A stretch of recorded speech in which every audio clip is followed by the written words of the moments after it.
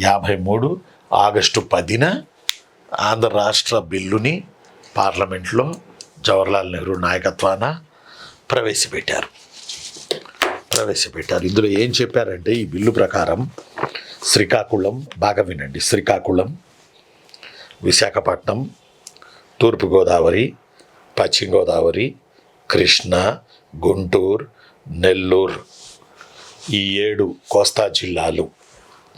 Note చేసుకోండి వెంకటేశ. ఆంధ్ర రాష్ట్రం ఏర్పాటులో తొలిగా ఉన్న జిల్లాలు ఎన్ని అంటాడు?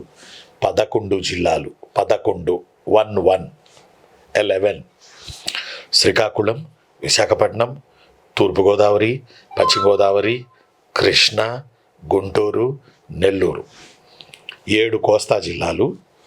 అలానే చిత్తూరు, కడప, అనంతపురం, చిత్తూరు, కడప, అనంతపురం, కర్నూలు, 4 రాయలసీమ జిల్లాలు. 7 4 ఎంత నాన్న? 11 జిల్లాలతో ఆంధ్ర రాష్ట్రం ఏర్పడింది.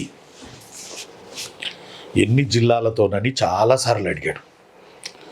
11 జిల్లాలతో. మళ్ళీ చదువుతాను చూడండి. శ్రీకాకుళం, విశాఖపట్నం, తూర్పుగోదావరి, పశ్చిమ గోదావరి, కృష్ణా, గుంటూరు, నెల్లూరు, 7 కోస్తా జిల్లాలు. చిత్తూరు, కడప, కర్నూలు, అనంతపూర్, 4 రాయలసీమ జిల్లాలు కలిపి మొత్తం 11 జిల్లాలతో ఆంధ్ర రాష్ట్రం ఏర్పడింది. బళ్ళారి వెళ్ళిపోయింది కర్ణాటకకి. రాయదుర్గం మనకొచ్చింది అనంతపురం జిల్లాకి.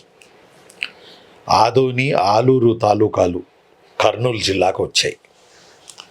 53 అక్టోబర్ 1న కర్నూలు రాజధానిగా, సీఎం త్రివేది గవర్నర్గా, టంగుటూరి ప్రకాశం పంతులు ముఖ్యమంత్రిగా, బెజవాడ గోపాలరెడ్డి ఉప ముఖ్యమంత్రిగా ఆంధ్ర రాష్ట్రం అనేది అవతరించింది.